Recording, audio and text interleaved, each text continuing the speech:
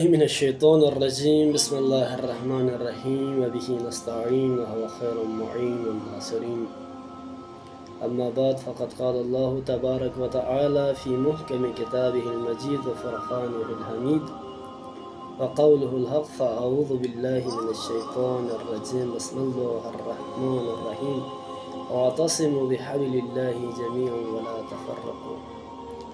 ولادت بسعادت رسول اکرم صلی اللہ علیہ وآلہ وسلم تمام عاشقان رسول خدا صلی اللہ علیہ وآلہ وسلم کو، تمام پیروان رسول خدا صلی اللہ علیہ وآلہ وسلم کی خدمت میں بالخصوص رہبر معظم و بالاخص منجی بشریت نجات دہندہ دو عالم کی خدمت میں ہدیہ تبریک و تہنیت درس مکتب شیعہ کا اور مکتب اہل تسنن کا اس بات پہ اختلاف ہے.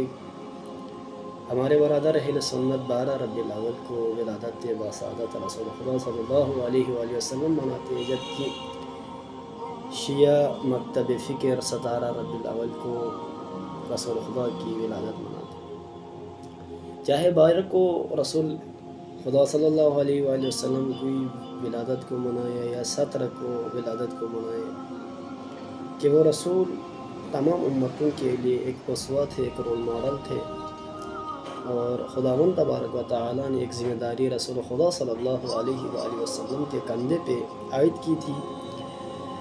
اس ذمہ داری کو رسول خدا صلی اللہ علیہ وآلہ وسلم بطور احسن انجام دیتے ہوئے ایک ایسے معاشرے میں ایک انسان ساز معاشرہ تشکیل دیتے ہیں جس میں مہاجر اور انصار کو بھائی بھائی بناتے ہیں، صیغہ اخوت جاری کرتے ہیں، اور اس امت کو رسول خدا ایسی امت بناتا ہے کہ قرآن مجید خود گواہی دیتا ہے کہ خیر امت ہے، بہترین امت ہے، تمام امتوں میں سے بہترین امت. اور قرآن کے اندر خداوند تبارک و تعالیٰ نے یہ بھی ارشاد فرمایا افإن مات او قتل انقلبتم على اعقابکم. رسول خدا صلی اللہ علیہ وآلہ وسلم کی رحلت کے بعد، شہادت کے بعد، وصال کے بعد، کیا آپ اس خیر امت سے واپس اپنے پہلے والے زندگی میں پلٹ جائیں گے؟ اب یہ قرآن نے اشارہ دیا ہوا تھا، امتیں دوبارہ اس بہرا روی کے راستے پہ چلی گئی، اسی فساد کے راستے پہ چلی گئی کہ جس امت کو رسول خدا صلی اللہ علیہ وآلہ وسلم نے خیر امت بنایا. اس امت کے اندر انتشار پیدا ہو گیا، اس امت کے اندر اختلاف پیدا ہو گیا، اور یہ اختلاف 1447 ہجری تک جاری ہے. اب ایک بابصیرت شخص جس نے اس اختلاف کو ختم کر کے ایک خیر امت کا جو نظریہ تھا اس کو دوام دینے کے لیے سرزمین ایران سے اس عظیم شخص نے یہ اعلان کیا کہ 12 سے لے کے 17 ربیع الاول تک ہفتہ وحدت بنائیں، تاکہ یہ جو انتشار ہے، یہ جو اختلاف ہے، وہ انتشار اور اختلاف سے لوگ دور ہو جائیں. کیونکہ اسلام ایک ایسا دین ہے کہ جو صرف انفرادیت کی اصلاح کا درس نہیں دیتا، بلکہ اجتماعی فلاح کا بھی پیغام دیتا ہے. اور قرآن و سنت میں یہ بار بار تکرار ہے حبل اللہ کو مضبوطی سے تھامے رکھو، حبل اللہ کو مضبوطی سے تھامے رکھو، اس میں تمہارے لیے نجات ہے، اور فرقہ واریت سے، تفرقے سے بچے رہو. لیکن افسوس کا مقام ہے، افسوس کا المیہ یہ ہے کہ جو امت جسے خیر امت بننا تھا، آج یہی امت مسلمہ مختلف مسالک کے اندر، مختلف زبانوں کے اندر، مختلف قومیتوں کے اندر، اور مختلف سیاسی مفادات کے راستے اور مختلف سیاسی مفادات کے بوجھ تلے تقسیم در تقسیم ہو گئی. اس امت کے اندر وحدت قائم کرنا، وحدت بین المسلمین قائم کرنا محال، وحدت بین المومنین بھی محال. اگر آپ سوشل میڈیا کا ملاحظہ کر لیں تو آپس میں ایک طوفان بدتمیزی گرم ہے. حالانکہ قرآن مجید بارہا یہ اور احادیث کے اندر بارہا وحدت کی تاکید کی گئی ہے. وَاعْتَصِمُوا بِحَبْلِ اللَّهِ جَمِيعًا وَلَا تَفَرَّقُوا. اللہ کے رسی کو مضبوطی سے تھامے رکھو. وَاعْتَصِمُوا بِحَبْلِ اللَّهِ وَاعْتَصِمُوا بِحَبْلِ اللَّهِ جَمِيعًا. جَمِيعًا ایک ہے وہ کہ نہیں، سارے مل کے اس حبل خدا کو، اس اللہ کے رسی کو مضبوطی سے تھامے رکھو. وَلَا تَفَرَّقُوا. تفرقہ نہیں کرو، فرقہ واریت نہیں پھیلا، فتنہ نہیں پھیلا. اب قرآن تاکید کر رہا ہے، احادیث تاکید کر رہے ہیں کہ آپس میں محبتوں والا ماحول بناؤ، الفت کا ماحول بناؤ، وحدت قائم کرو.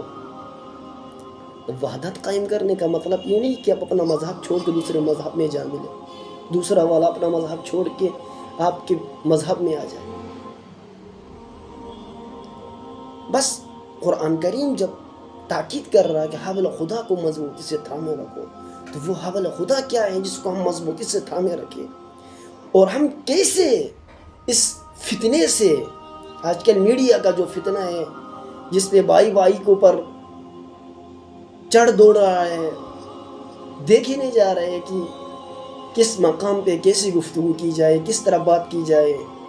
وحدت کے فضا کو پارا پارا کیا جا رہا ہے، اور دشمن چاہتا بھی ہے کہ اس امت کے اندر وحدت والی فضا قائم نہ ہو.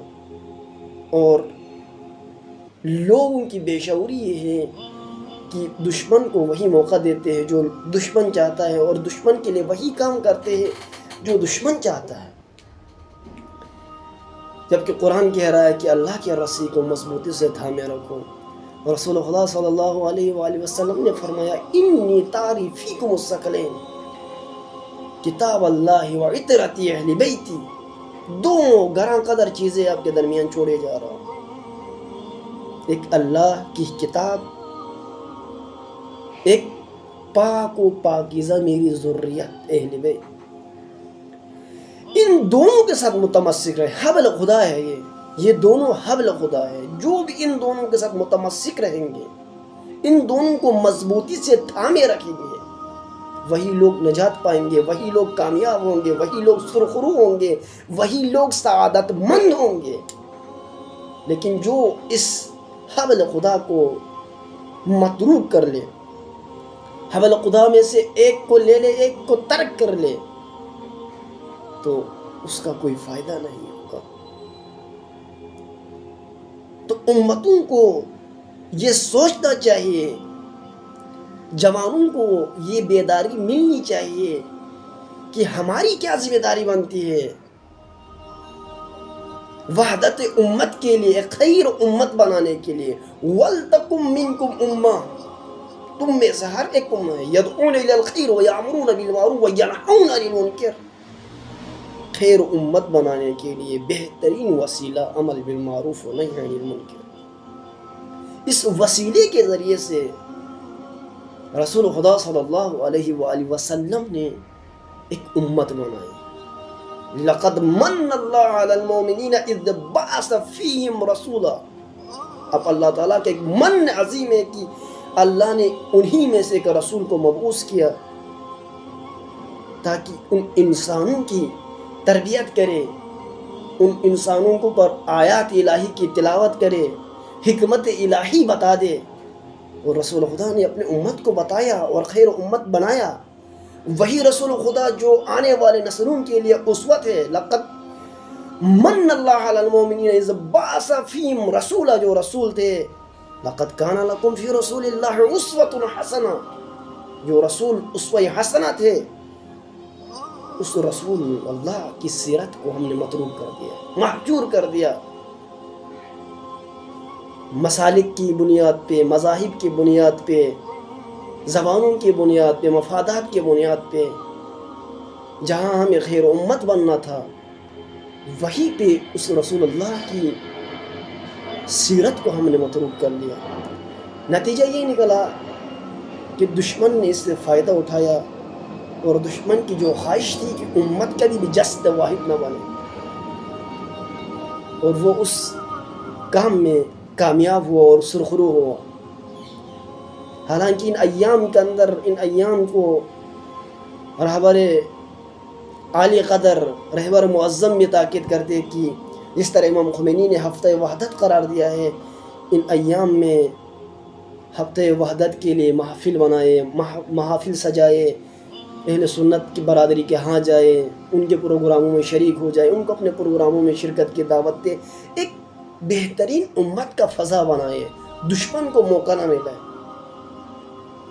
یہی روش رسول خدا صلی اللہ علیہ وآلہ وسلم کی تھی کہ رسول خدا نے اپنی امت کو یہ روش، یہ طریقہ، یہ منہج بتا دیا، اور امیر المومنین نے بھی یہ بتا دیا کہ جب آپ کو فتنہ آور ماحول مل جائے، فتنہ زدہ ماحول مل جائے، فرقہ واریت کی ماحول مل جائے، تو آپ زندگی کیسے بسر کریں؟ فتنوں کے زمانے میں آپ ابن لبون کی طرح بن جائے، اونٹنی کی بچے کی طرح بن جائے، جس کو پر نہ سواری کی جا سکتی ہے، جس کو نہ دھویا جاتا ہے۔ یعنی آپ فرقہ واریت کو نہ پھیلائے، نہ فرقہ واریت پیدا کرے، نہ آگے فرقہ واریت کو پھیلائے، تاکہ ایک بہترین ماحول، بہترین فضا، بہترین امت قائم ہو سکے۔